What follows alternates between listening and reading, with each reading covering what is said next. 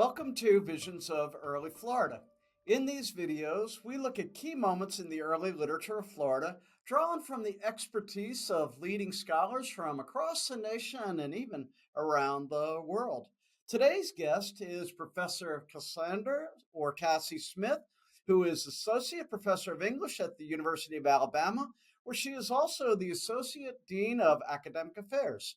Dr. Smith is widely admired for her research on Black cultural and material presence in early American literature and has been a leader in helping us understand how to remap the colonial Caribbean, which includes Florida, within the broader Atlantic world. We only have time to talk about a small portion of Dr. Smith's research today, which includes this monograph, taking us back to the Renaissance period. Today, she will talk about an important, but maybe still understudied account, the 1760 narrative of uncommon sufferings and surprising deliverance of Briton Hammon. Dr. Smith, thank you for joining us. Hello. Thank you for having me. Thank you. You've written a lot about how uncolonial texts unfold from within trade routes, drawing in both goods and people. Could you tell us a little bit more about Hammon's story and how it touches upon Florida? Yeah, Briton Hammon definitely matters in an early American context and in particular in an early African American context because he's really one of the first people of African descent to write out some part of his life story and have it published in a text form. So he's one of those first figures that initiates a life writing tradition for us.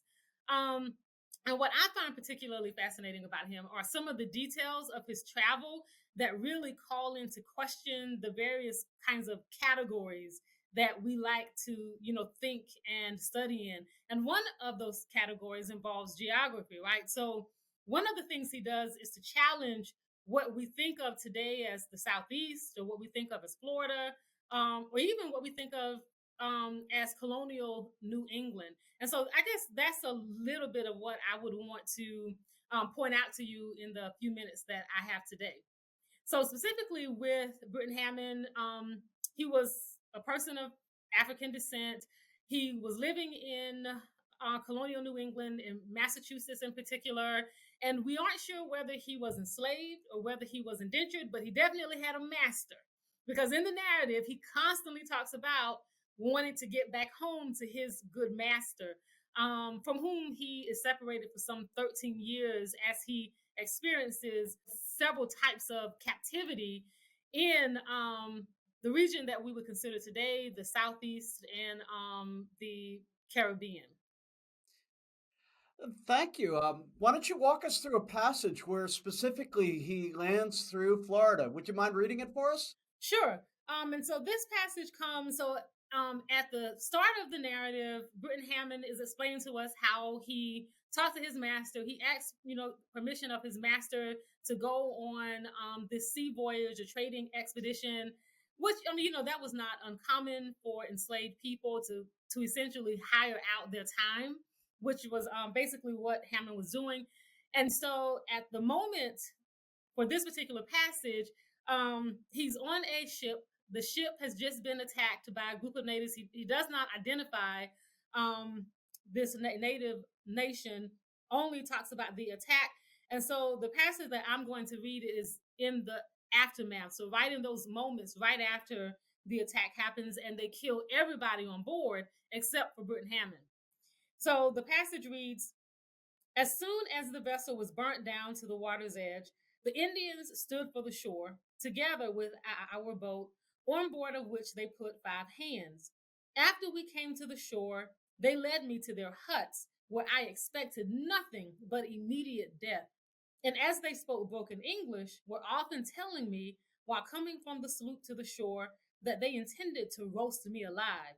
But the providence of God ordered it other ways, for he appeared for my help in this mount of difficulty, and they were better to me than my fears, and soon unbound me, but set a guard over me every night.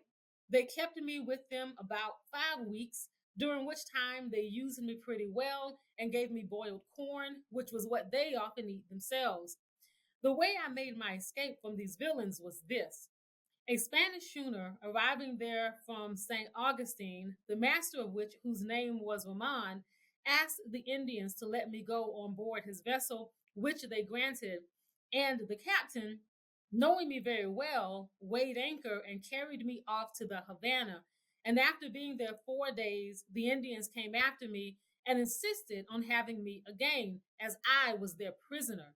They made application to the governor and demanded me again from him, in answer to which the governor told them that as they had put the whole crew to death, they should not have me again, and so paid them $10 for me.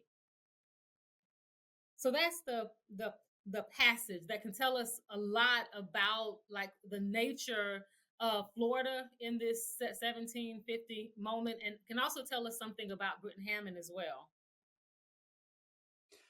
Well, tell us a little bit about the insertions there. You've talked a lot about mediations of text in there.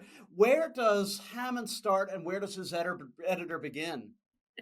Who knows? Who knows? Yeah. So typically, like when I see moments like this, I do not.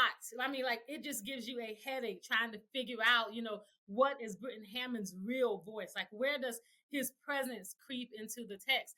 And so I like to think more in terms of representation and thinking about the image that's projected by the moment, and maybe even the counter image that's projected by the moment, right? So if we read this passage with the grain, Briton Hammon, he's a captive, he's a prisoner in this space off the coast of Florida. He is afraid at every single moment for his life. He thinks that he's about to be tortured and killed. And then he has this friend. He's apparently well connected, right? So he runs into this captain of a Spanish boat who is able to redeem him. And so in that way, he sounds like a typical early American captive who has been redeemed out of captivity. And of course, the quintessential model we have for that is Mary Rowlandson, right? From was it 1682? I'm horrible with dates, Tom. No. I'm not an historian. Yeah, so sometime in the late 17th century, we get that kind of quintessential captivity narrative from Rowlandson, and in this way, Hammon is kind of modeling that really popular Puritan colonial New England genre. But we can also read this moment against the grain, so that there are certain elements of it that don't fit neatly into that Puritan captivity story.